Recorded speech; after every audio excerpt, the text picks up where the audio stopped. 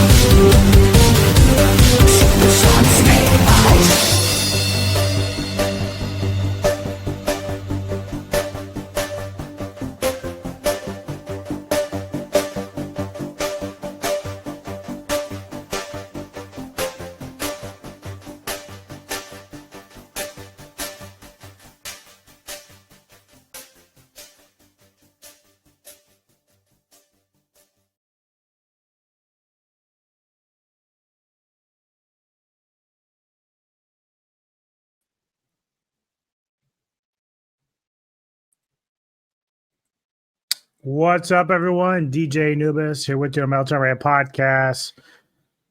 Returning from Maryland Death Fest 2025. So we're back in the saddle, back into the content creation, and doing another new episode of When I Rate Alone. Some things that I want to talk about a little bit. If you haven't been paying attention, I've been playing a lot more games and streaming games lately, mainly Diablo 4, of course, and Expedition 33. A few other games I've been going back to just here and there, but currently updating my PTR for Diablo 4, which kicks off today for Season 9, and don't know really what to expect. I was away for a week or so, as I said, with Maryland Death Fest, the festival, so Neko and I will do a review of that on Saturday. We'll do it live. We've got a lot of things we got through the merch that we picked up and went else, even some stuff that I picked up outside of MDF while I was down there. So Neko and I will talk a little bit about that, about our experience again. We've been going to Maryland Death Fest for quite a while, since 2009. So for you headbangers and rocker maniacs out there, if you want to come by and hang out and hear about our stories and how it went this year, feel free to stop by. We're going to be doing about 2 p.m. Eastern. Excuse me. Also, got some other things I'll talk about at the end of the stream. That's coming up this week as well.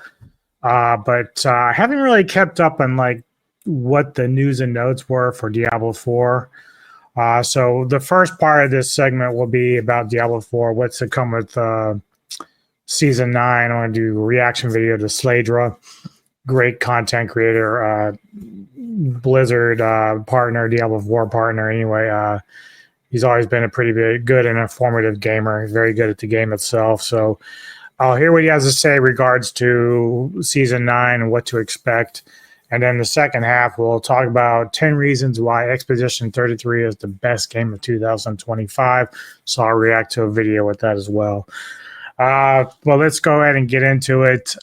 Here's Sladra. Let's see what Season 9 of Diablo 4 has in store for us. Brand new legendaries and uniques coming out in Season 9 for Diablo. So for starters, this is going to be happening on Season 9. Let's go ahead and talk about all of the newer changes for all of the classes with their brand new weapons and some of the new pieces of gear. So for starters, we're going to be covering the Barbarian. So keep in mind, we don't have all of the numbers. They did show off some of the newer changes for... Should be noted that I have a character for each class that I've had for a while, but I tend to play Sorcerer the most, so that's where I'm mostly interested in. One thing I'll get into about Season 8, and I don't know if Slage is going to cover any of that in this, but Season 8, you know, with all the boss powers was a great idea. It actually is kind of fun once you get that shit rolling. But they were struggling because they tried to make it a little bit more grindy and a little bit, they lengthened it out and make it slower to level, but that wasn't really cutting it for a lot of people. And the problem is for Blizzard, and I know they're trying their best to make everyone happy on all planes between the diehard gamers and the casuals, which is what I am. The problem with that is that when you're a casual player, man, like you only have like a couple hours a week to play the game. And so I've seen some elitists come out and say, well, you know, go find a different game if you don't want a fucking end game, or, you know, you just can't handle like being able to grind. It's like, you know, suck my nuts. Okay. You go find a different game. All right. If they make it easier for casuals to play, go play Path of Exile or something else that's a little bit more extensive and more grindy or whatever. But, you know, it doesn't mean that every game needs to cater to the diehards. Okay. Just lick my nuts already. Okay. I hate those type of people. Just stop being assholes. Not everything has to be catered to you, despite the fact that you have no job and probably play 24/7 on your computer, like unlike the rest of us who actually have to work for a living, but we like to have some downtime playing a game. Rants aside, you know, Blizzard went back, they kind of reworked it and it was easier to level again, and the powers were actually starting to make a difference. Still some issues there. A lot of it is just really kind of boredom at times. The issues there with that, because even though I've been playing since the release of this game, some seasons have been better than others. I actually liked 7 a little bit more than this one. But now I'm not sure what's in store for 9. But the reality is that they're going to have to make something a little bit more interesting. They did do some stuff with the seasonal like rewards and stuff, which was kind of nice. But I wouldn't say they stood out. Like right now, the problem that I see a lot, unfortunately, and it's not anyone's fault because I know why Blizzard does it, but the microtransactions, like a lot of the cosmetics in the microtransactions are awesome. Like a lot of them are very cool, but you can't get them in game unless you buy them. And I'm guilty. I do buy some here and there that I think are just really, really fucking cool, and I like the looks. And even though I do get the seasonal awards when I achieve those, now here's something about the seasonal stuff that I kind of gripe about. I notice, at least with this one, that I can't really complete the season unless I go to different tiers. So like you have to do certain things on tier 2 and then probably tier 3 and 4. And my issue with that is that, you know, I'm pretty comfortable on tier 2, or tier 1. I think I'm on tier 1 now because they adjusted the difficulty and whatnot. But the reality is that if I get at a comfortable level with tier 1 where I feel like I'm actually achieving something and I don't get any stronger, like I just don't find a way to get stronger to go into the other tiers, there's no motivation for me to do that. However, at the same time, it's like you're still limiting your other casual players or players that aren't as good as these diehards like Rax or whatever, Sladra, that get into tier 4. You know, it's not that I don't want them to have their own special things, but it's also at some level, like for those that are under that, like, I don't know, maybe make a separate tier for those specific tiers, because for seasonal, you should be able to max out your seasonal character no matter what tier you're on. And then if you're a tier 4 person, you should be able to have your own special grouping, right? So for me, let's say you have 6 objectives, like these 6 bullet point objectives that you got to make in the season, which is the way it is now. However, you have to go through different tiers to complete all 6. I've completed 4 of them. But let's say, my opinion is it should be at any, like tier 1 at least, Torment 1, you should be able to go and complete the entire season. Regardless, all 6 bullet points should be through tier 1. Now, if you go above that, you could have like a bonus bullet points of stuff that you can do to get special rewards. So in this case, Sladra, all them that were really good at this game, better than I am, can go and do extra bonus work. It's almost like an end game for them because they can go push to get certain rewards that not everybody's going to get. That I can live with. However, the 6 bullet points that we got right now as far as the season and the rewards is limited because I'm not good enough to get to tier.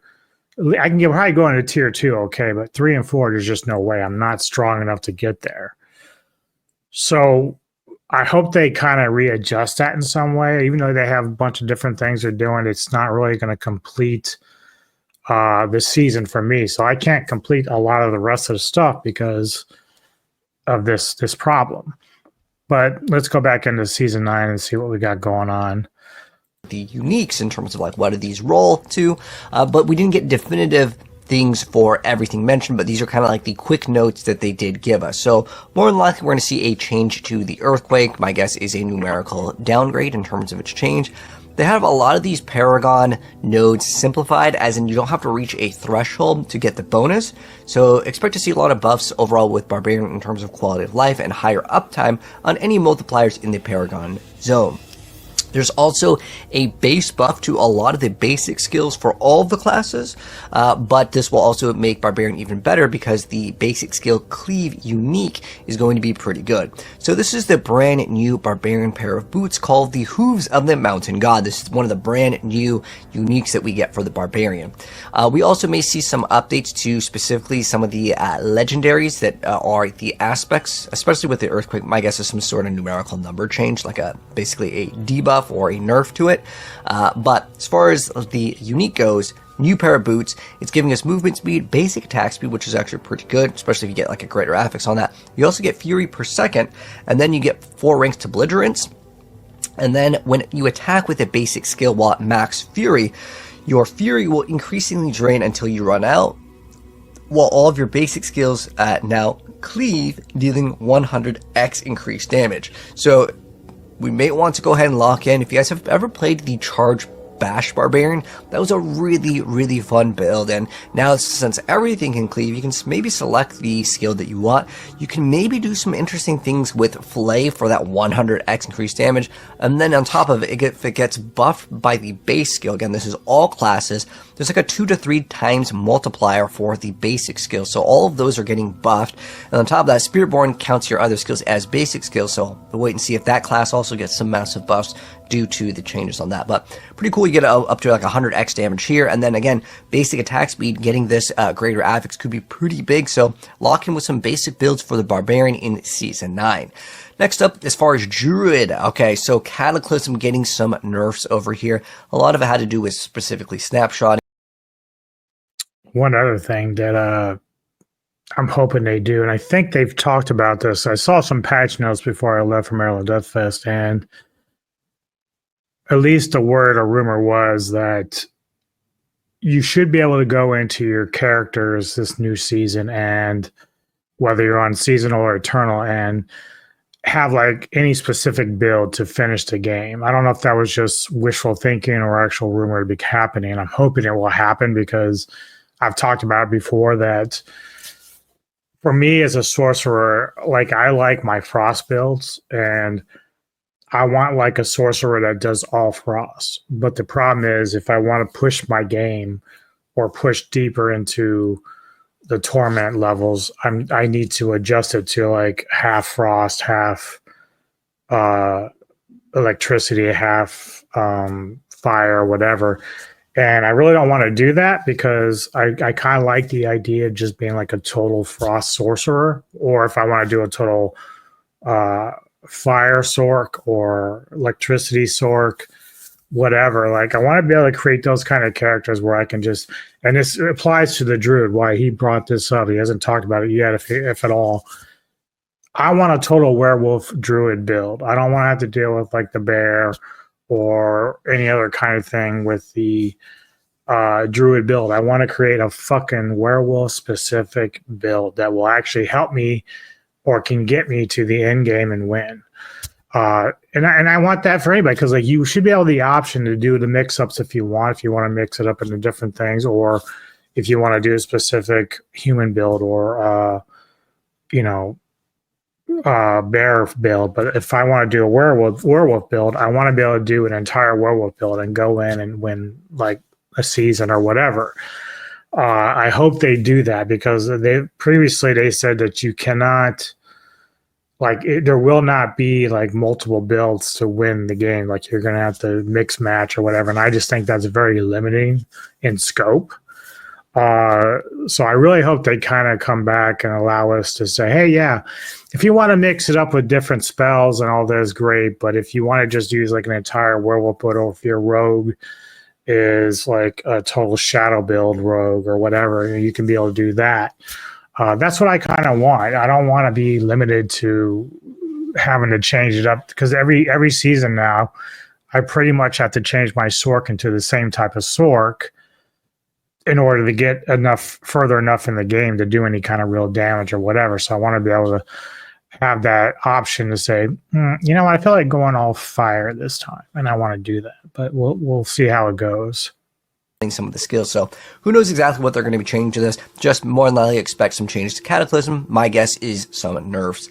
Now, technically, there's also a Stone versus Laser Druid. They didn't mention anything with that. That could be the next best build if they nerf Cataclysm. But they're also buffing Grisly Rage with Poison, which is interesting here. We'll talk about the unique in a second. But as far as Grisly Rage went, one of the changes, if you guys remember, one of the builds that I ran with Grisly Rage was an infinite Grisly Rage build. We actually hit rank 1 with it, and then literally they just nerfed it right after we basically got that build up and running. So I think the main problem with Grisly Rage is that if you want the skill to be good, this is just kind of me talking to Blizzard here, you need people to be able to upkeep it. One of the biggest things with a lot of builds that you like change that basically makes people not want to run it anymore is if the uptime on Grizzly Rage for all of these bonuses does not be able to persist, there is a huge downtime on people wanting to even play it, because then there's 10-20 seconds where the character feels useless. So if they really want to change this, you need to just let people have perma Grizzly Rage on. It was something that got nerfed in previous season, and that's why people just simply don't play that ability anymore. And then they want to improve splashing poison puddles. It's kind of like a new way to play it. But basically with the Druid, you now have the ability to wear bear and kind of make these poison puddles, and then you get increased poison damage. So here's how it works. It's a brand new two-hander over here, so that's actually a pretty big investment, but it still has the most important Rotting Lightbringer. Okay.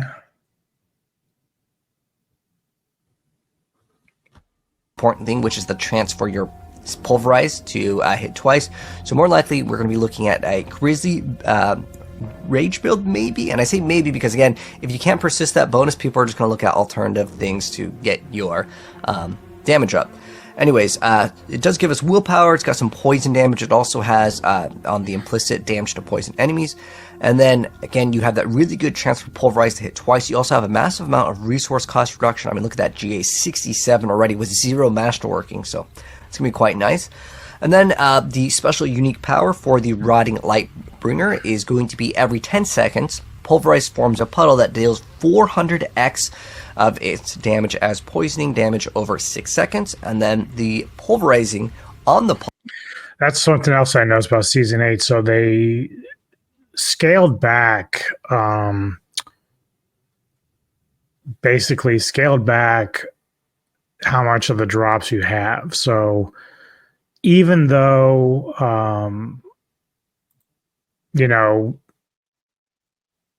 you can still get drops through the bosses and stuff, it's really, really rare. So I don't know. A lot of people like the fact that they don't drop as often, but at the same time, I'm kind of frustrated by that because, again, if you're a casual and the drop rates are already low, the amount of time you spend on your computer playing the game, it's even less time, because the only thing I've ever noticed is that if I go and not play a character for a while, then I jump on that character and I go run a couple of boss runs, sometimes I'll get a mythic to drop right away, even though it might not be something that I really need, but at least it's something that happens occasionally. And it usually happens when I'm not playing a character for a period of time. But as far as uniques and stuff like that, you can get a lot of uniques to drop. I mean, obviously, I don't mind the fact that they're not always with greater affixes, so that's not a thing that really bothers me, because when you do get them, it's a good moment. But the reality is also that the mythics are really, really rare, and at this stage, I don't know. I don't really. I kind of liked it before, because even before, to me, it wasn't that high. People were saying, yeah, they're dropping all the time. Well, they're really not, unless you're again, a diehard gamer who's online for 24 hours a day. You have bag loads of mythics, but the reality is for most of us, we don't even see that many as it is. So I held on to a lot of the mythics that I have from past seasons and stuff, because I use them for different characters or different builds that I'm using. But this past season, they were like, yeah, if you collect all these things and get these scrolls, you can go and start a new seasonal character and then get that spark and then create some more. But the reality is you have millions of this ash that you had to pick up. And it's yeah, I mean, again, if you're not playing 24/7, you're not grinding as much as these guys are. And so it's not really a good piece of advice when it comes to getting sparks. Sure, you tell us that it can be done, but unless you're going to give me all that ash so I can go create myself a bunch of uniques or a bunch of mythics, then it's pointless. They are not one of us. I'm just sorry to say, these gamers that play 24/7, they are not one of us. They're very good at what they do. They have good information. I don't bash them because they don't know what they're doing. I just bash them because they don't understand that half of us aren't in their shoes. We don't do this for a living. So what you're trying to apply to us about, yeah, you can take these shortcuts to get uniques. Well, it's really not a shortcut because you guys, we had to grind even more than you do to get to your point. Because like, how people got like over 1 million spectral ash, I don't know. Like, that's just, you're literally living online. Like, I don't even know. Some of these guys have families. It's like, do you even see your wife? Have you touched her in a while? Like, I don't even know. Like, it's really crazy to me. Puddle splashes for another 40x of the puddle's total damage within the area and around it. So the problem that I see with this is it's going to be feels bad for maybe just clearing out some of the trash monsters, because remember, you have to wait every 10 seconds to get this big bonus, and the rest of the stats aren't super lucrative to the point where I'm like, oh man, I cannot wait to actually run it. But as far as it goes, this may be something to consider with the druid in terms of how viable it is. Going over my extra notes for specifically the druid over here, again, I think we have to have the infinite to make it actually something that people want to run. Next up, we're going to be talking about the necromancer. So there are some thing for me is I still love, like I said, I like the werewolf build for my druid. I like the whirlwind and dual wield for my barbarian. Necromancer, I'm a minion guy, so I don't know like what he's going to get. It looks like he will talk a little about the skeletal mages, so we'll see how that goes. But Sork, obviously I'm a frost Sork, and then the rogue. I really don't have like a specific build per se, but I generally use Death Trap as like my ultimate, so usually something that's based around that is usually what I go with in my current setup. So yeah, we'll see. Changes with the necromancer. Soul Rift is getting a nerf. It is a very small nerf though. Basically, it's going to be no more barrier on it. And then we're nerfing Bloodwave, and then Skelly Mages are getting a pretty massive buff with one of the brand new uniques. So Skeletal Archmages is kind of the new thing. So I think it's kind of cool that we're getting something a little bit different, but I really don't feel like we needed to nerf Bloodwave, even though I get it, it's really cool. I think one thing that people don't like is having some of their favorite ways to play the game, and then they're like, okay, in the next season we're nerfing it. I think that the main goal should just be bring everything kind of up to par with other builds in the game versus like, okay, there's too many people playing this build, which means people like your build, why kind of nerf it? That's, again, kind of my feedback to them. But we are getting something that may be one of the best things. And that's the only problem is that, you know, again, Blood Wave for the Necromancer was really big in Season 8. But why limit it to that? Because one thing that the devs kept saying before Season 8 kicked off was that they wanted to give buffs to other characters or other builds because they felt like everybody was playing the same one. Well, that's my point about the whole, like, if I want to build an entire Frost build to win my game or win the same game, why can't I do that? But the way that they design it, all they're doing is switching from like Spiritborn being a dominant character, and then all of a sudden now Necromancer Bloodwave is the next one, and then this season, who knows which one's going to be the best build, but just give everyone the ability to create whatever fucking build they want and still win the game. Like, obviously you have to have some knowledge about how the mechanics work, how it's going to affect certain things and stacks and stuff like that. This is stuff that Sladra, Rax, and all of them understand very well.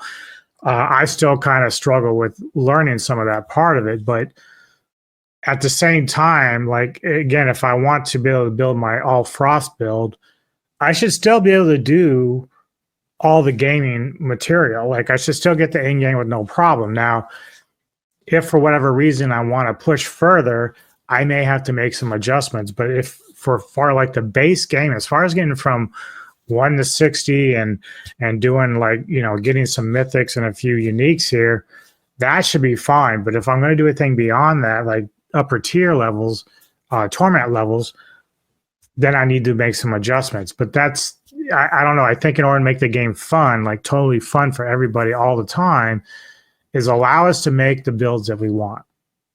If I want an all werewolf build, let me do it and let me be able to win the game with it, at least the portion of it that I want or that is needed for the base game, for the season, whatever.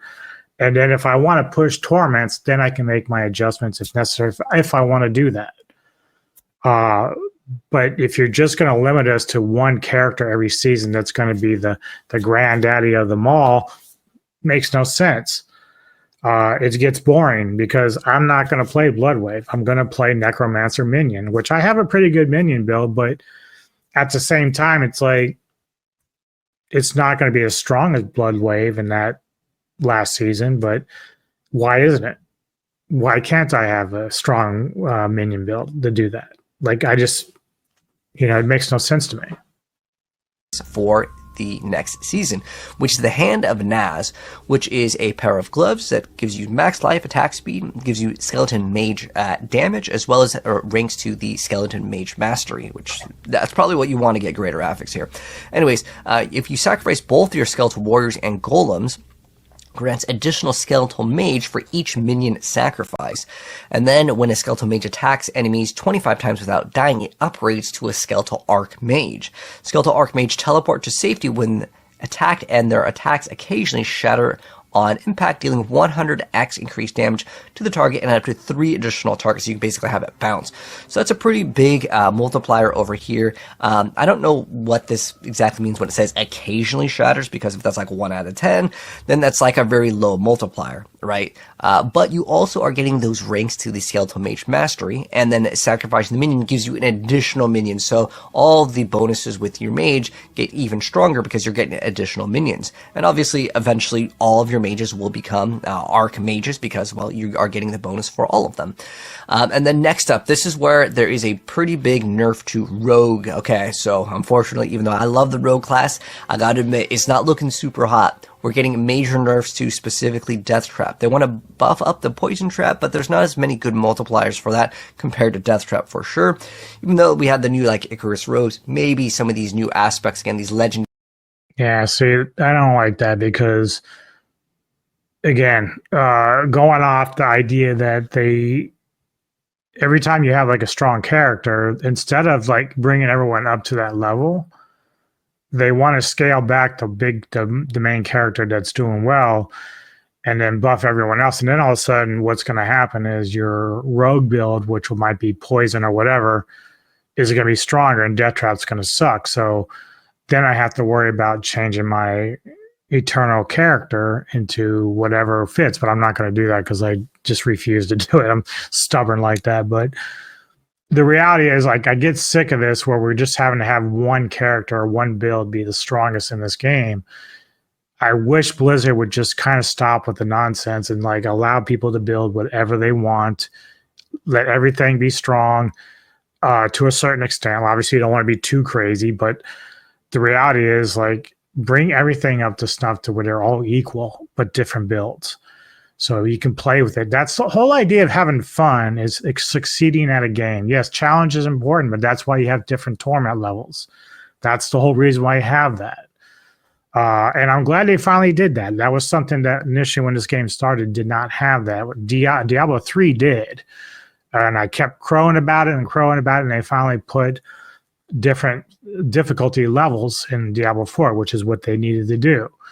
I'm at Torment 1. I enjoy it. I do very well in that Torment. I could push myself to Torment 2, but I don't want to do that because I feel like I'm achieving more in Torment 1. That's where my comfortable zone is. So, but I still would like any character with any build to do as well on Torment 1, whatever I play. If I choose to play a rogue character with Death Trap, I want to still have the success that I would have if I played a Venom or a different rogue build altogether. Aspects once they get buffed up, perhaps that could be something to consider from the legendary change. But as far as my notes on the rogue, Death Trap, massive nerfs, they're buffing in the Poison Trap, and then Eagle Horn is getting some buffs. I don't know if that's going to be a viable build. I believe this is for what, Pen Shot, right? Hopefully this will be something that is a lot more viable, but let's be real, Sky Hunter is kind of like the go-to, so unless you make this really, really massive, I would say people may just skip out it, so fingers crossed it's going to be good. There is this new Flurry unique. I'm going to admit it's kind of mid because Air of Perdition will give you more damage, and it does give you massive amount of attack speed, which we'll talk about, but it really depends on where the bucket is for this brand new attack speed that we are getting. But the main thing that I want to mention with Rogue going into Season 9 is that right now, if you do want to bin max, I believe the rank 1 build is using like this 300x plus multiplier, getting your close quarters combat, which is really cool because you can basically run any sort of melee variant, or even a range variant. You can get really close for barrage, because barrage on a long range, it's not going to be hitting most of the targets. So there is a... The funny thing is that I'm kind of jumping ahead from Sork because he's showing a lightning spear, and so like Sorks right now, man, they're like, that lightning build is like the strongest that's out there, really. And it's kind of annoying because, yeah, I use some of that in my builds because I have to in order to push myself into tier Torment 1 and stuff like that. But ultimately, I want to be able to, again, go back to a specific build. If I want to build a Sork based around lightning, awesome. But, you know, and I was kind of doing that after a while, but again, you only have so much space for so many characters. So right now I do have my Eternal build character and then my seasonal one right now. But yeah, I really like lightning is really, really strong. It's been strong for a while with ball lightning and all that. So I wish they would kind of find a way to, again, balance more with the Sork and, again, specific builds if they get to that. Pretty big nerf to specifically close quarters, because they wanted everything to be near 75x, and this one has an uncapped modifier. They are capping a lot of the modifiers on a lot of the key passives, so that could be a massive nerf to Rogue. Even though there's a lot of other good options on Rogue, that multiplier was just so much larger, so a lot of people were running it. But I feel like if it's something that you invest your character's time into and you build into it, you should be rewarded for it. We'll see what that cap is, but if it's like going from 300x to 100, that's a very massive nerf, so we'll have to wait and see what comes out of that. But they do get something brand new, and I wanted to mention that it honestly is kind of mid in terms of how viable it is, depending on this attack speed here. Okay, so first off, max life, armor, whatever, movement speed, cool, whatever. Like, these don't really matter. The thing that would be a little bit different is to the ranks of flurry, although again, if you get Harlequin or Air of Perdition, you kind of match that, right? However, Air of Perdition gives you that other big multiplier, and plus the damage to like angels and demons, so you get another additive on that. But how it works is now you can overexert yourself when you use Flurry, so you spend HP if you don't have enough resource. So you have to basically make it so you're spending all of your resource, and then you cut into your HP. Remember, Flurry can actually heal you anyways. There's a node where you can just teleport and it'll heal you for 10%. So this 10%. And I do like Flurry, so that's like one of the things I do like using with my Rogue build. So again, if this is a unique that's going to work well with that build, great. But again, like, even if they make the Rogue strong this season, like, what's going to happen when we go into season 10 or Eternal? I really hope that they... Again, I just have to keep harping on make where I want whatever build I want. Allow me to keep it, allow it to be strong. This is the thing. Like, you don't really have to do too much. I mean, they keep doing it, but you don't have to do too much nerfing or adjusting to the characters if you make them all balanced.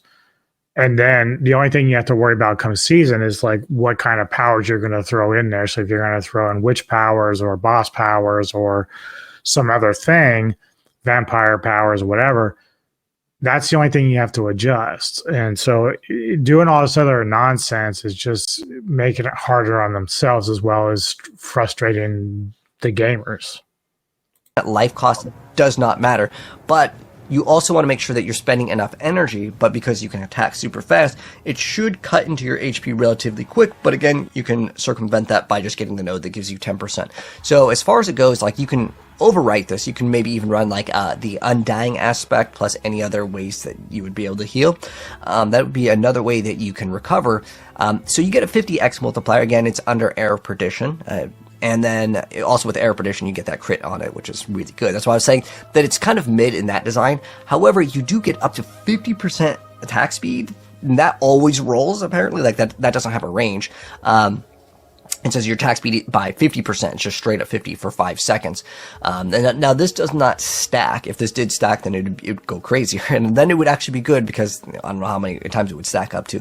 But because you can attack quite fast, there is this new like dot variant. And if you do apply, let's say, a poison on top of like Flurry and it's attacking super, super fast, well, you may be able to have something kind of cool to mess around with. However, I want to mention that this attack speed cap, it's really easy for Rogue to actually max out on the attack speed cap in categories. So I would say that this may not be something to look at in terms of making a build. If you want to play Flurry build, you may still want to actually run Air of Perdition. It depends on where this attack speed bucket goes. If you guys didn't know, there are 2 buckets of attack speed in Diablo, and you can only get to 100 in each one. Overflow is very, very easy on the Rogue, as in like you may get over 100 and it won't add anymore. 200 is technically the max, but it depends on where it goes. Anyways, Sork, let's go ahead and talk about the Sork. So Lightning Sprint nerfed to specifically the Splintering Energy legendary aspect, so that's going to be changed to legendary. The Burning Key passive now has a cap, which kind of sucks, but they also are buffing a bunch of the burning skills, but I don't know if people are actually utilizing the other skills. Like I haven't seen any like firewall builds in quite some time. Plus, the firewall build was basically utilized to split and get more projectiles out of your fire bolt. Anyways, when people were running it, it's not like the actual firewall, right? So as far as it goes, the burning skills are getting a buff to kind of make up for the nerf on this. There's supposed to be a massive Hydra buff, so this is going to be kind of cool to maybe check out if you guys are interested in playing the Sork. So we are getting a One thing I wish is that last season, they introduced a unique, the Veil Glass, which was a helmet that allowed the sorcerer to, for like ice shards, instead of shooting just one straight line of ice shards, they can shoot out like 3 to 5, spread out shards, which is very nice. Problem is, it takes away the ability to use mythics like the Air Perdition or the other ones that are like very, very well suited for sorcerers. And the problem is, like, I wish when it came to mythics, like, you could share the mythics. I mean, technically you can share some mythics across different characters, but I wish that it would adjust automatically for what character it's on. So if I was doing a Sork and Air Perdition gave me the shard that Veil Glass offers, I can use that and still get the benefits of the other things that the Perdition offers. And likewise with any kind of mythic, like Ring of Sky, Starlit Skies, or whatever. Again, like, if you were to use Perdition with like the werewolf, that it would grant you a werewolf bonus, for what it would be. Like, it would change over depending on the character that you're on with a specific build. And so, like, it's unfortunate that they haven't figured out how to do that, because the Veil Glass is nice, but ultimately I can't put a mythic in that spot because I need to have that particular helmet to do those things with that build. So again, it's kind of limiting if they don't have some of these options. And especially if you're making mythics so rare, like even more rare now, it would be nice to have those added bonus features when you actually do get one, so you can upgrade your Veil Glass to an Air Perdition or a different helmet that would suit the sorcerer, and then give them the ability for the Ice Shard Blast and stuff like that. So something for Blizzard maybe to take note of if no one's told them yet. New item called the Ophidian Iris. So on the implicit, the casted hydras have +2 heads, which is good because if you happen to get a perfect rolled on the unique power of Ophidian, you get 200x just alone with that. And if you get any other things that increase heads, I mean, that could go crazy with the multiplier. But it does have pretty good stats. It has it's got critical strike chance, it's got pyromancy. See, right now I don't have a fire build. I did have a fire build sorcerer at one point, but I deleted a lot of those characters because I just wasn't using them, and I didn't like the builds or anything that came with it, because there are uniques that I have that I've collected that work well with fire builds, but something like this would be great because I do like using Hydra. So if it increases that particular spell, then great. But until we get these more and more uniques that come out, which is good because Blizzard's at least giving us more options, especially when it comes to focuses for sorcerers. The only thing I wish was they would kind of give us like a frost wand. We don't really have a wand that works with frost very well. Like you have the teleport for the Oculus, and then you have the fire one. I forget what it's called, but that works well with your fire builds. But there isn't one that really works well with frost builds. And so I don't think there's even one that really works with lightning. I mean, you could use a staff, I guess, but they do have a bunch of focuses that do well with like electric builds, like ball lightning and stuff like that. But I don't know. It's weird to me because if you're making a lot of things harder to get, especially on the regular leveling path, like once you get to the bosses, you get a lot of uniques that drop quite a bit, or even in Undercity or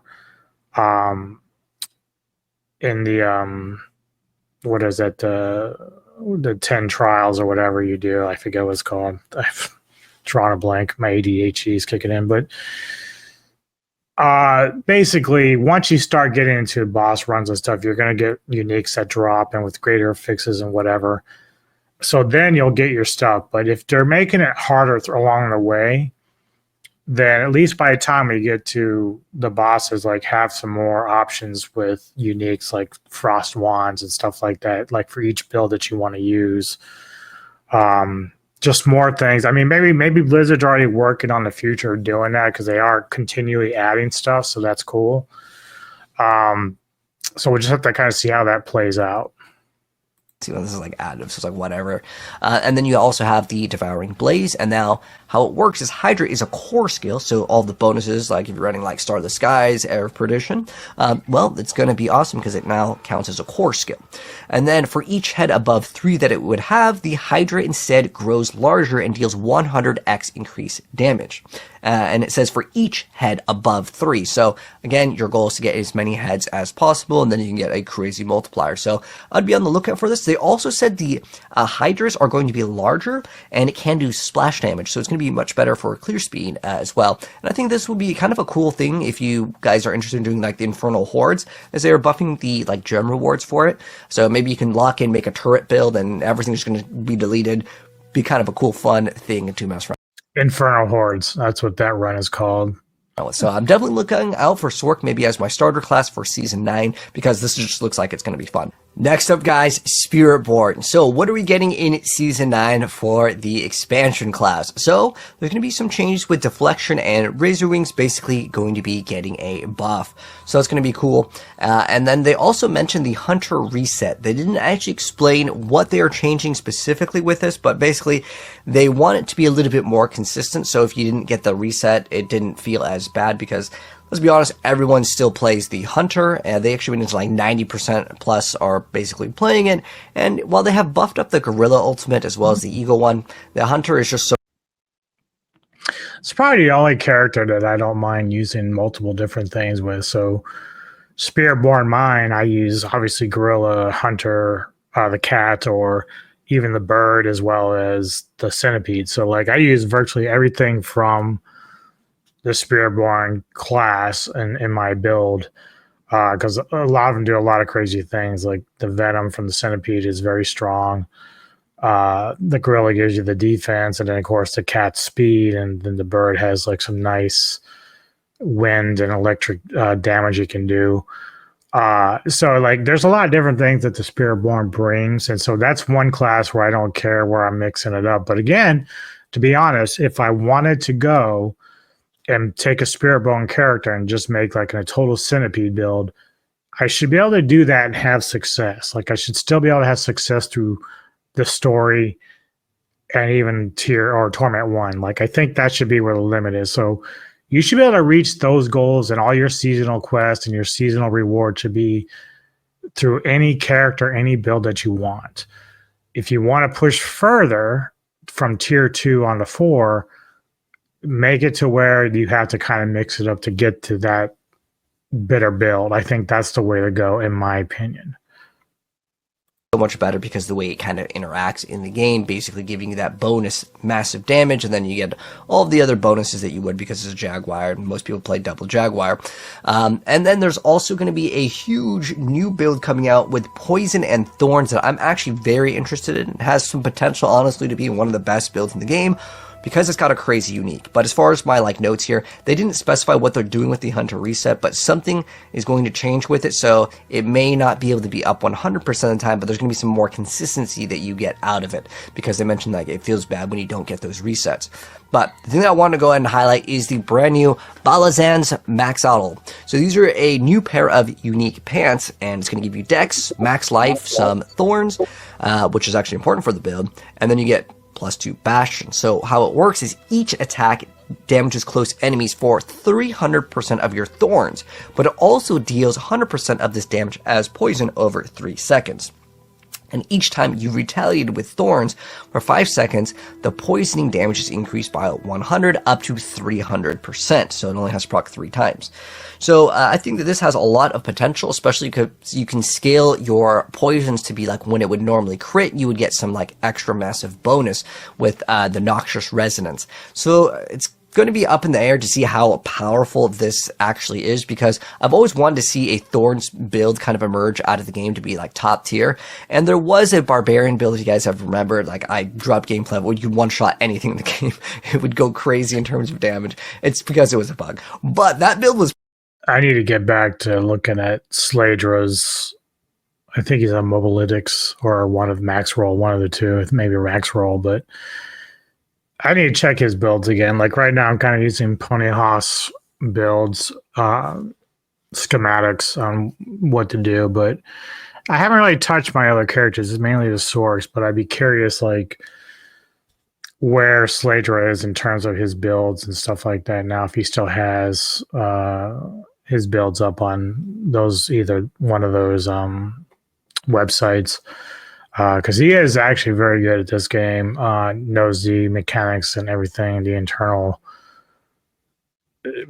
stats and buckets and stuff like that he keeps talking about. It's hard for me to really understand all the details of this stuff, and it's I have to sit down and talk to this dude one-on-one about how he goes about his builds, what he's looking at that I'm not seeing, how to push my own game further, and whether or not I can actually take a specific build and go as far as I want as he would, unless I can't do it, currently in its current state. So pretty awesome. However, it never really got to come out. I think this was only on PTR only for the Barbarian, where you would apply your Thorns damage and you could basically stack it with a Whirlwind. It was really cool. But other than that, I haven't seen Thorns really see any good, play at the end game. It's actually quite great for leveling.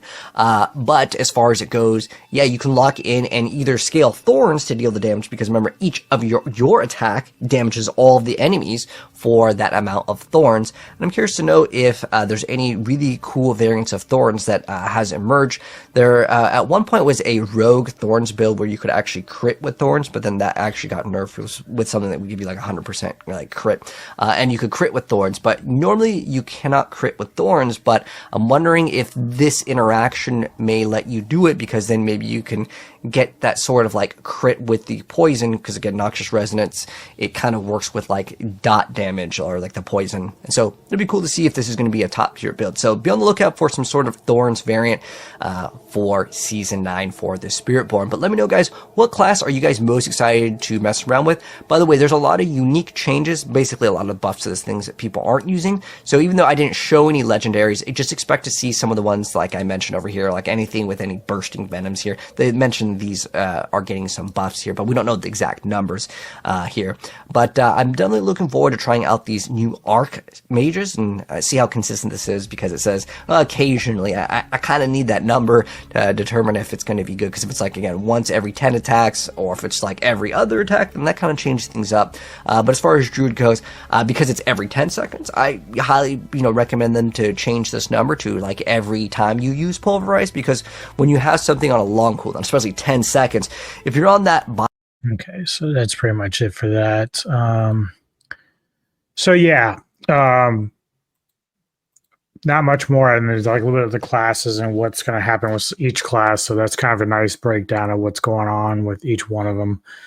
I'm not sure what time PTR kicks off. I'm assuming it's probably going to be like 2 p.m. Eastern my time, I think. But either way, it's maybe 1. I'm not sure.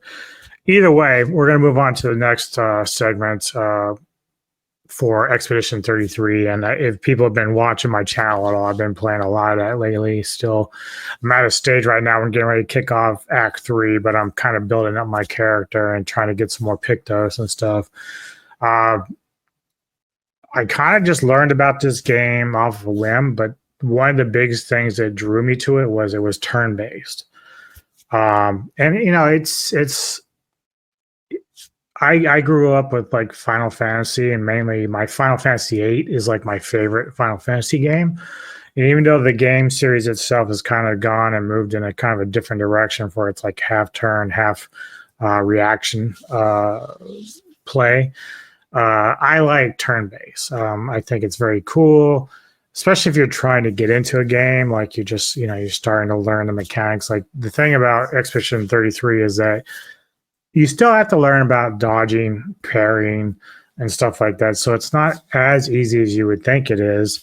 But it's also, again, just reworking your builds. And, but I like what they do. They allow you to have different difficulty levels. So like right now I'm just on story mode. I'm just kind of still learning as I'm going. And my characters are basically at 85, 86.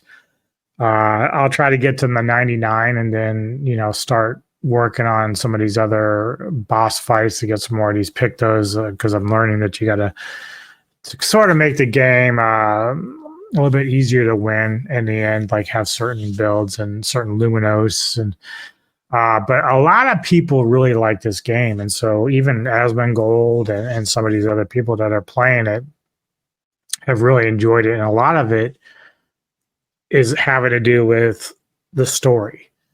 We are in the midst of where this big culture war in gaming between DEI stuff. And I know it's the dirty word that nobody wants to talk about, because the minute you mention DEI, you're going to have both sides going at each other saying like, oh, you're just racist. You don't want people of color in games. Or, on the other side, it's like, oh my God, it's got a female lead. Oh no.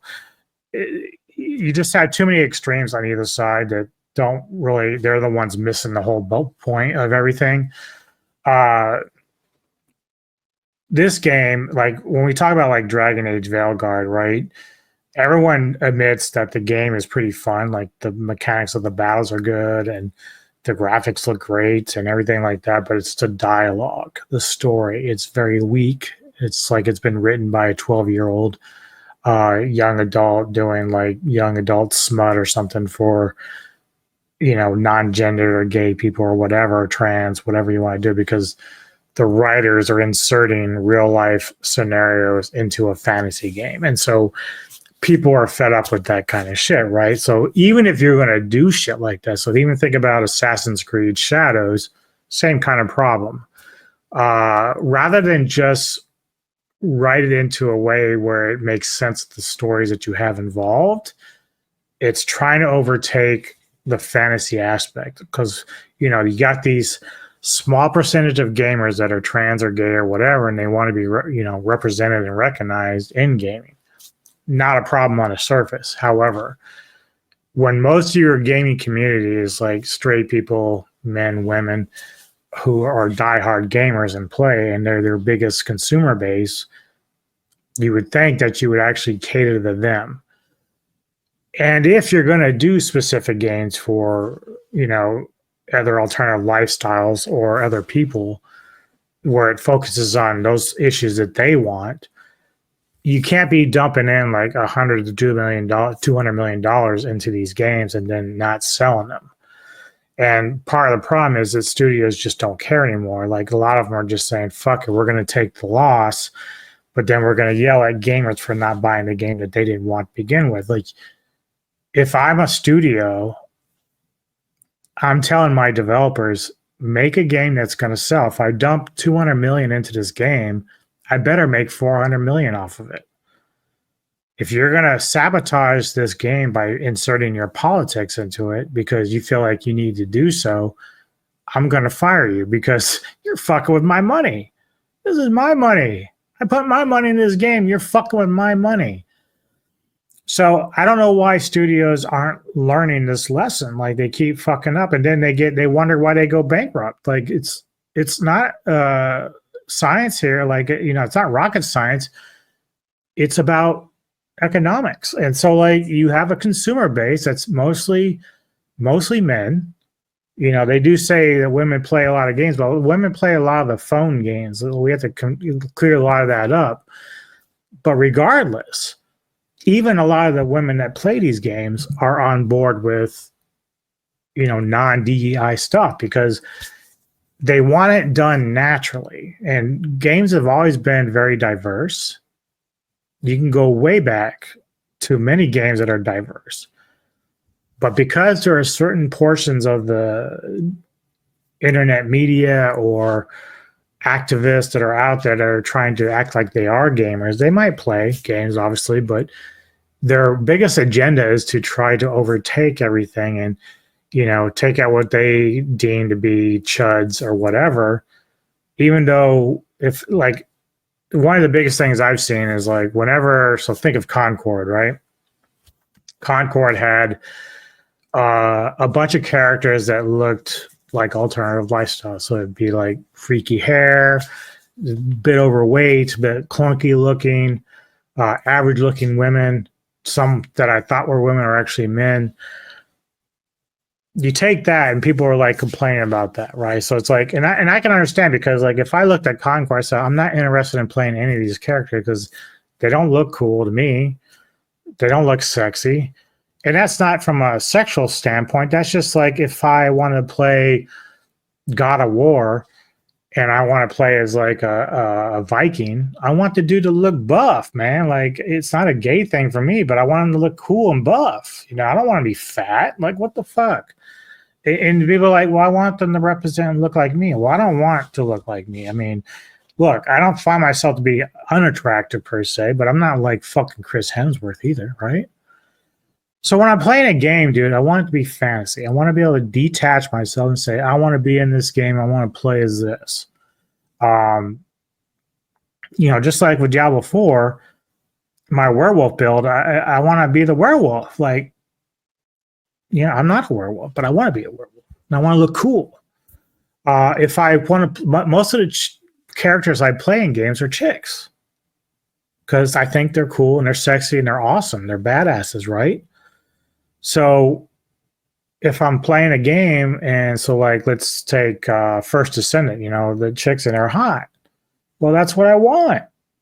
You know, it's not that I'm rubbing one out. If I want to rub one out, any gamer nowadays, I keep hearing about all these people that complain about the sexy females and they're like, well, they just want to jerk off to gamer porn. I'm like, no, they're not, because they can go to a porn site that's free. They don't need that. No gamer needs to go to fucking games to jerk off. They can go straight to porn. Like, they don't fucking need that. It's like you're not even paying attention to the base. Like, we just like good-looking characters. Now, I'm all for, because I don't want it to get twisted here, I'm all for deeper character creation. So if you want to create a fat character or an ugly character represent you that you think represents you, I'm all for it. But I don't want it to be the only thing I can choose from. Just like if you don't want to play a super sexy girl in a skimpy outfit, you shouldn't be forced to play just that character either. You should be able to build whatever character you want, look in any way you want. So I think games in general going forward should try to focus on broader content creation. Now, if the idiots on the right who don't want that because they think that, oh, if someone on the left who really wants to have like a trans looking character, if the right, the extreme right gets upset about that, well, fuck them. Any super Christian or whatever gets upset about that can suck a nut, because everybody should be able to play what they want in a game, period. That's the way it should be. But I don't want the people on the left coming at me or coming at a game like Stellar Blade and bitching about how sexy the character is because the game does well. You can't prove that people are buying games like Stellar Blade because, or First Descendant playing that game because they're jerking off to the characters. You can't prove that with any stats. You're just making baseless accusations based on nothing. Because you're pissed off that they're not playing your game. They're not playing the game that decided to historically take a white character and turn them black, or make a bunch of average looking characters that you're fighting in a game. Like, unless you're really into that kind of stuff, there are some people that are gamers that don't care about any of this shit and they still play it. Fine. But don't be mad at us when your games don't sell, because they're not designed for us. And one thing I hear about that fucking blowhard Alyssa Mercante say all the time is that, well, this game's just not for you. Well, that Stellar Blade wasn't for you either. And yet you sat there and you bitched about it. So take your own advice. Don't play games that aren't based for you. They're not made for you. But they can't take their own advice. And so that's sort of the dilemma that we're having with, the Gamergate and everything that's going on, is that everybody talks past each other. And rather than sitting down and listening to what each side has to say, everyone just rather talk over each other. But the reality is, gamers for the most part just want to play games that are good. And that's what brings us to Expedition 33, because the story is fucking good. I haven't sat down and watched people react to the stories on YouTube because I really want to, but because I haven't finished the game myself, I don't want to do that, because it's a very emotional story. It's very deep. It's very well written. It's very well voice acted. I could care less if the voice actors are trans or gay or straight or whatever. It's just well done. Well done. The developers for this game knocked it out of the park. This is the best game I've played in a very, very, very long time. The fact that it's turn-based is fucking amazing, because a lot of games don't do that anymore. A lot of people were saying that turn-based is dead. It's not dead. This proves it's not dead. And the fact that I still haven't finished the game, like a lot of people have, I haven't, but like I'm kind of happy I haven't. This is one of these cases where, unlike Diablo 4, where I'd rather kind of rush to get to the bosses so I can kind of build my characters and get my uniques and my mythics. This is a game where I don't mind spending hours, and that's the same thing with Final Fantasy VIII, is that it took me about 60 hours to get that completed, and even then I had a walkthrough guide and all that stuff at the time. So, but I still enjoyed the shit out of it, man. Like, I just ate it up. I soaked in the story. That's the thing that's so great about it, is Expedition 33. You can just soak in the story, and the gameplay is amazing. The mechanics are amazing. The graphics are amazing. But the story, man, is just so good, and so good. And so I haven't watched anything else in terms of like reactions, because I don't want the story to get ruined for me, in the sense that I don't know what the ending is yet. So we're going to find out from this person here. I think it's Mojo Plays is doing this. That's going to give us 10 reasons why Expedition 33 is the game of the year. If you're gonna give someone flowers, you should probably do it before they wither and die. Welcome to Mojo Plays, and today we're counting down our picks as to why Clair Obscur Expedition 33 is looking like it might be the best of 2025's gaming scene. Before we begin, we publish new content all week long, so be sure to subscribe. I will say that if for whatever reason, if they start giving away spoilers too much, I'll probably skip through that. Like, I don't think he will, but I just want to be sure. I don't know. I haven't watched this, so I wanted to react to it live, basically, right now. Subscribe and ring the bell to get notified about our latest videos. Inspirations. You're only going to make things worse for everyone. No. She chose to come. I didn't make the rules between you two. Before we dive into the richness of the game itself, we have to pay respect to the games that allowed Expedition 33 to reach its stunning heights. First and foremost, you have the likes of the older Final Fantasies, as well as the cult hit Lost Odyssey, whose influences can be felt throughout both the story and framework, with the turn-based combat, lovable characters, and a story that expands in scope with every passing stage.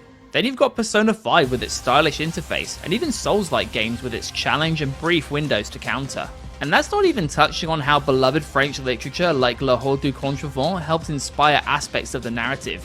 It's fair to say that the developers all have exquisite taste. This doesn't make sense. Who would have written this? Defying the industry standard. And yes, it's in this magnificent, manor-like building that the teams at Centef Interactive are putting the finishing touches to Clair Obscure Expedition 33. For as far as the industry has come in terms of technology, it's also been bogged down with plenty of controversies. From gross microtransactions, abuse of workers, and every other kind of corporate greed you can think of. It's gotten to the point where players have come to expect new releases to be plagued with issues. Not Expedition 33. Not only does it play like a dream, but it tells a complete story, was made by an indie-sized team who delivered a AAA product, and is half the price of every other big release. Not only It's true.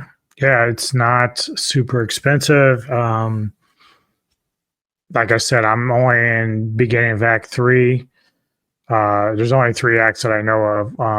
But each act is like lengthy. And again, if you're taking your time and not rushing through it and you're just kind of enjoying navigation and exploring, then you're going to find some cool shit to do. I'm still learning a lot through the game right now, but I can't stress enough just how amazing this game is. And like, if I could shake the hand of every developer that made this, I would. Like, they're just so amazing. The work they put into this game, like it's so weird because like for me to kind of get emotional about the game is kind of weird, but it's just.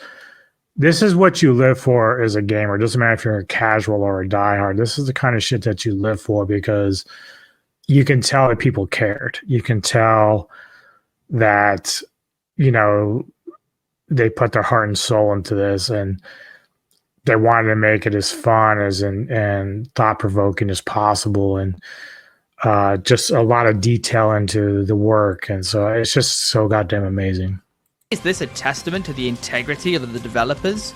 But it comfortably joins recent masterpieces such as Baldur's Gate 3 in shining a light on the medium, reflecting that true quality doesn't require a fleet of workers and a price tag reaching well into the hundreds. Unapologetically French. Leurs souvenirs. Leurs rêves. L'amour qu'ils se vouent les uns aux autres. The world may like to lovingly mock our brothers and sisters overseas, but if there's one thing that the French do exceptionally well, it's create art, and Expedition 33 is no exception. It's clear Samfall Interactive are proud of their roots, as they've woven French culture into multiple aspects of the game. From the colourful use of French curse words, I don't even care about the French looks. Like, I've gotten a few of the costumes that through these mimes that you fight. But there are some other cool outfits that are in the game that you can earn throughout it. Now, I don't know if I don't know if he was saying they had microtransactions for this. I didn't see any, so maybe he might have been referring to just other games when he was making his comparison. But there are some cool stuff in this game that you can get. A lot of different weapons you can achieve. I'm still kind of learning like what the best ones are to use. Like, I kind of look up online a little bit to see which ones are the best and work the best with my builds and stuff. So, But yeah, so it is a lot of French stuff going on, which is not a problem. Like it's pretty cool. It makes sense with like a lot of the themes throughout the game. Iconography such as the Eiffel Tower, all the way to having baguettes and mimes show up. France is baked into the bones of this game, and it's all the better for it.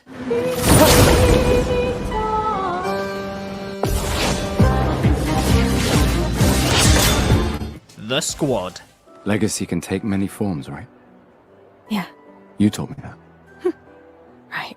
Not enough good things can be said about this game's phenomenal script, and that extends to its core cast of characters, who you quickly come to realize have unfathomable depth to them. How much you interact with the likes of Gustave, Maël, and the rest is down to you, but thanks to some truly brilliant characterization, every interaction adds another level of detail.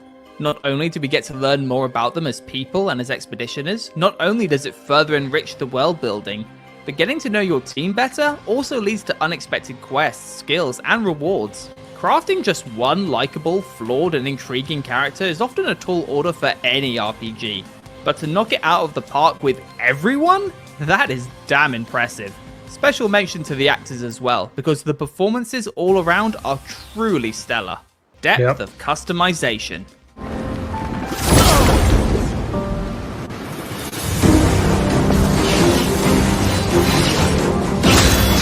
One of Expedition 33's biggest surprises, aside from being genuinely incredible, was just how rich and flexible it was when it came to builds. As you journey throughout the game, you'll uncover pictos, upgrades that range from boosting specific stats all the way to allowing you to attack several times in a row, come back from the dead, and pile on damage in the millions. Best of all, after using a picto for a short amount of time, it can be used freely by the rest of the squad, so long as you have enough Lumina points. Meaning you don't have to make sacrifices when it comes to building up one character over another. The freedom of choice on offer here is beyond refreshing. Genre. Yeah, one thing I'm finding out with me is that because there's a lot of different Luminas that you can use, but it's all about how much Lumina spots you have in your arsenal. So that's really what's going to be the biggest thing is for me to find like ways to find a lot more Lumina. So I don't know if it maxes out at 200 or whatever. I can't remember what the height of it is, but you probably get to a point where you can do just about all of them, I would think, but it's hard to say. I haven't got quite that far. Defying combat. Watch out! You're right. This was the main selling point that drew most of us in. A turn-based RPG that allowed you to parry and dodge like you were playing Elden Ring. And yes, it's as demanding as you'd expect, with one hell of a payoff if you're able to read an enemy's tells. But that's just the start. You've also got free aim, which lets you go full-on third-person shooter to try and snipe a potential weak point. But wait, we're not done. Every party member has a combat system unique to them. From Verso's perfection ranking, Maël's stances, Lune's elemental stains, all the way to Minoko's foot collection.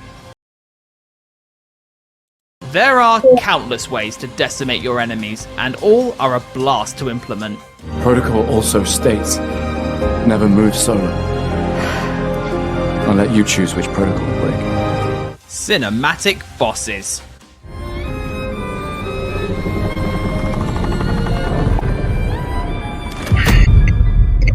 How many times must you hurt our family? No, you don't get to lecture me on family. The design Renora and the assortment badass. of enemies you'll encounter on the continent cannot be understated. While certain ones fit into typical archetypes, the creativity on display as far as appearances and combat go is amazing. From lowly knights all the way to contortionists straight out of an abstract fever dream, every one of them stands out. And then you get to the bosses. The phrase absolute cinema gets thrown around way too much these days. But when you take on towering entities like Celine or the reality-ripping Paintress, few phrases give it adequate justice. Just when you thought you'd seen everything a boss had to offer, along comes another crazy integrated cutscene to trigger a new phase. Looks like you met Clea. Yeah, I haven't fought Clea yet, and that particular boss does offer a Pictos that I need, so I need to like kind of go find. I don't know if I'm strong enough yet to fight it. But then again, some bosses, like, it's funny because when I go and fight a boss and I lose, then I go and work my way up and I kind of research a little bit, and then I find best ways to tackle the particular boss, and I go back and get him. So I've done that with Sprong. I did that with another one where certain Pictos I need to get a hold of in order to finish the game and beat the final boss, basically. And that's kind of what I'm doing. Clea as one that I kind of need, or at least is helpful. So, but there's so many bosses in this game that you can go around and fight and get good stuff from that you just, and eventually, you know, just got to find your way there. That's why I've been kind of leveling up at Dark Shores right now, trying to, you know, get myself in a position where I won't struggle as much. But even then, you still need to have a good set of Luminous and all that. So I'm really trying to make it as easy as possible to get through the story part of it. If I want to go back and try a harder difficulty, I can do that later. But yeah. I'll lay you to rest, my friend. Stunning visuals. Feels like home. Yeah. Feels like home. Given how so much of the world and aesthetics are tied to paintings, you'd hope the general look of the game would at least be pleasant to look at. Needless to say, Expedition 33 is utterly gorgeous to behold. Once again, variety is the spice of life, and that certainly holds true when it comes to the general design. I really like that the character designs are very unique to each one of them. Like, even like he talked about earlier, where each one has their own set of like battle skills and stuff like that, but even the characters themselves. Now, there are some similarities with some facial stuff that I see like between one character versus like his sister or whatever. But then there's other ones where the crew that we have here, like in terms of the group that we work with, they're all unique to their own, which is really nice. As the developer put it, Expedition 33, from an artistic perspective, is a combination of early 20th century French paintings mixed with high fantasy. Landscapes are bursting with colour, a medley of organic, otherworldly and horrifying vistas, all the while enemies take inspiration from different art forms such as sculptures, further emphasising how playing this game feels like stepping into a living canvas. World building on another level. Okay, Professor. As stated earlier, the writing here is exceptional across the board. From the intimate moments shared between characters, romantic or otherwise, to the pitch-perfect pacing as the grander narrative makes itself known, there's not a dry moment to be found here. Shocking twists, integral scenes of development, exposition, hilarious banter. Each is sprinkled in at just the right moment. Hilarious. It keeps its truth close to the chest, baiting you along before delivering another knockout revelation. Pair that with the beauty of its locales, and despite the voraciousness of its monstrous inhabitants, Expedition 33 will have you so enraptured, you'll never want to leave. Let me show you something. Stunning soundtrack. An okay video game OST fades into the background. A good video game OST easily stands out. But a great video game OST? That can elevate something amazing and push it towards god tier territory. And that's exactly what Lorient Testard accomplished here. Let's push forward. Bigger doesn't always mean better, but to have over 150 unique songs that hit so differently, that's something special. From the mournful lost voice all the way to the absolute powerhouse that is Un Vieux Temer, the entire compilation is an instant classic in the making. Gustav.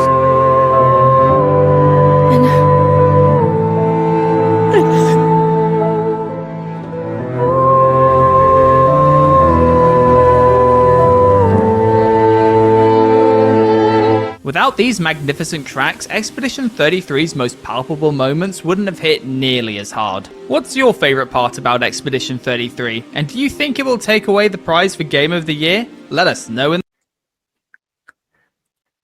See, I don't know if, because obviously there's other games that compete for Game of the Year and stuff like that. Like, there was games last year that won that I never heard of. So being a casual gamer, like I don't get to play every game. Like I know that Doom released their new one. Some people really like it, some don't. But for the most part, people are digging it.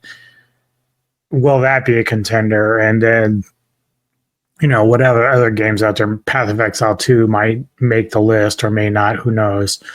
But the reality is, like, for most of what I've seen with like people that I follow, gamers and streamers online, sometimes they're not even like people that I watch regularly, but I see it through my feed where a lot of praise has been given to Expedition 33, which is well deserved. I mean, at Maryland Death Fest, I bumped into a friend of mine who we hang with and got to meet up and watch some bands together and stuff. Mr. Jason Griffith, he knew about this game, so he knows how good this game is. So like, and I hadn't even really talked to him previously about it. So it's funny just how much of an impact this game's having overall across the board with different people and different streamers and stuff that have really gotten into this. And again, the biggest thing is the story, and it's really effective.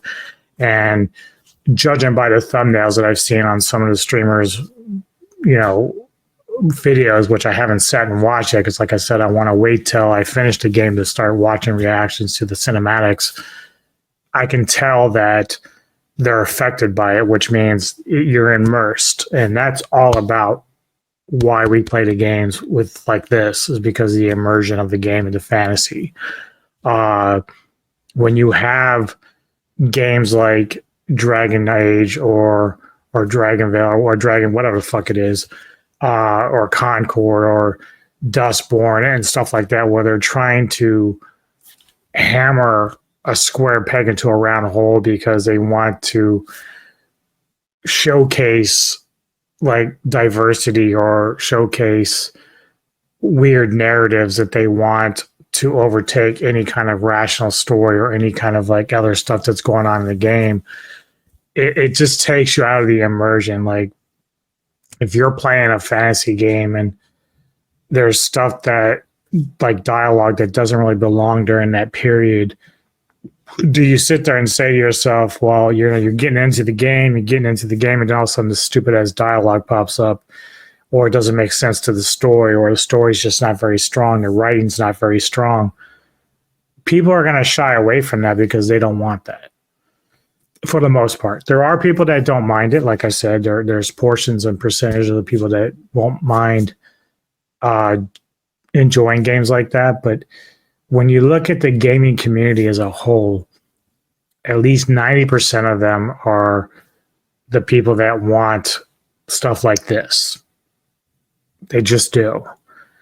And the funny thing is, there's probably a percentage of that other group that we talked about that also like stuff like this. They don't. Some of the people that are into alternative lifestyle and stuff like that, they don't really care about the DEI stuff all that much. Like they don't really want it because they feel like it doesn't really represent themselves. Like they might see themselves in some of the characters, but they don't like the stories or the writing either. And so they'll come and they'll join forces with the majority of the gamers that want this kind of stuff, or Stellar Blade or Black Myth Wukong. They want stronger games that are not worried about real life scenarios. We're worried about fantasy. And even though there is a little bit of reflection in there with the stories, it's always played a part, yes. But if you're overtaking your story and writing with stuff that's like too politically spoken or whatever. All right. So anyway, coming up the rest of the week, Ghouls of Midnight, Thursday. Tony and I will be doing on my pick, which is Taps from 1981. And then his pick will be Freak. And I don't remember the year, but he told me it's good. I'll check it out. But those are our picks for this week to get back on the Ghouls of Midnight stuff. Friday, going to be joining Kevin Lambert on the Entertainment Headquarters for Kaiju Connections. We'll be there with a panel of people doing the Bermuda Deaths from 1978, starring Carl Weathers. Later in the day,